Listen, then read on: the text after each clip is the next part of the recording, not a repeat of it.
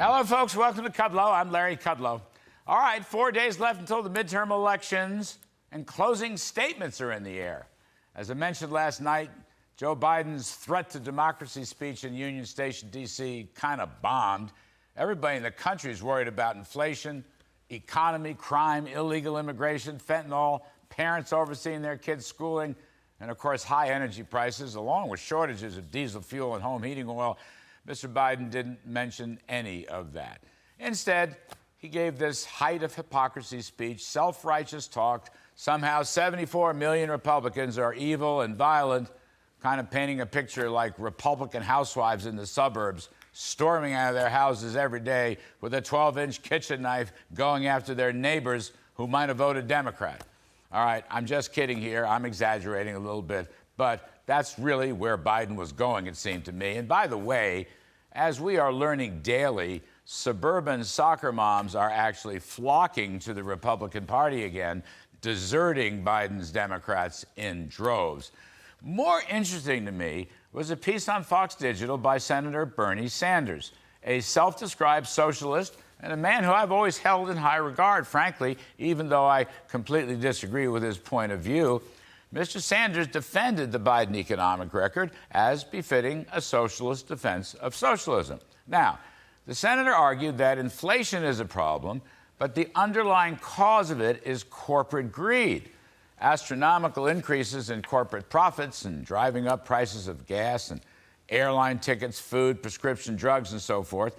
He attacked oil companies, attacked the airlines, attacked the farmers.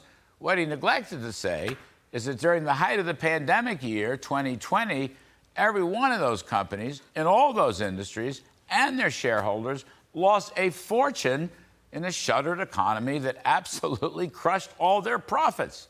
So what you got for the last year really is just kind of a rebound to normalcy. No discussion about excessive spending and money printing. It's all corporate greed. Now, my favorite point on this is still Joe Biden's attack on Exxon for making $22 billion in the last year. But then again, Mr. Biden forgot to tell folks that Exxon lost $20 billion during the COVID. You could multiply that scenario through all these industries and all these companies.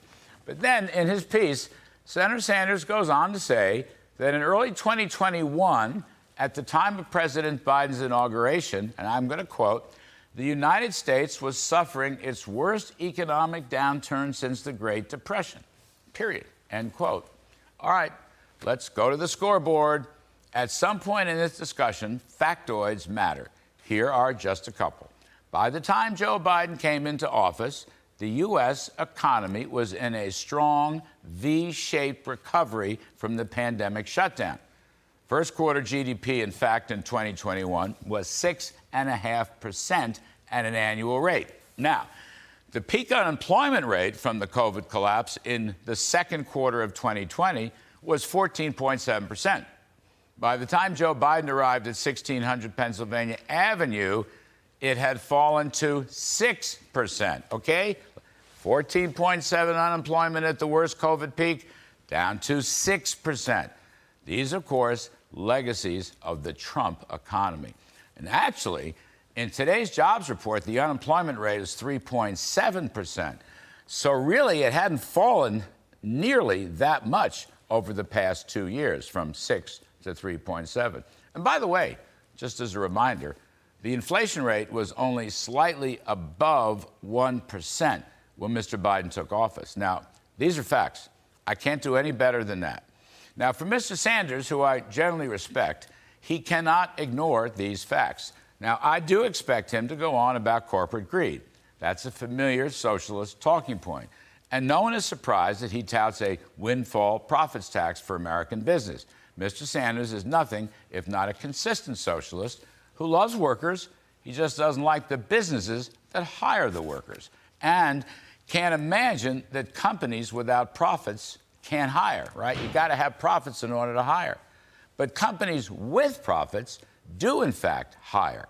So when Donald Trump slashed corporate taxes, which created the strong grounding that actually withstood the terrible COVID disaster, he provided the opportunity for strong profits that led to the hiring of those 13.9 million people between April 2020 and March of 2021. By the way, since then, 8.9 million folks have returned to work. Fine, I'm all for it. But that's still a lot less than the 13.9 million that came back to work on the job during Mr. Trump's V-shaped recovery. Just saying. Joe Biden also talks about how when he took office, the economy was in ruins. Ruins. Of course, it's a patently untrue point. He said it again last night in New Mexico. He said it many other times. And of course, Mr. Biden is incapable of telling the truth about the economy or inflation or falling real worker wages or skyrocketing grocery prices or any number of other things for that matter. We would play the sound from his speech in New Mexico, but really I can't take any more of Biden's sound this week. I just can't. It's too hard. Then again, in New Mexico, Biden blathered on about how the Trump tax cuts only bettered the top 1%, only helped the top 1%, which is a complete falsehood.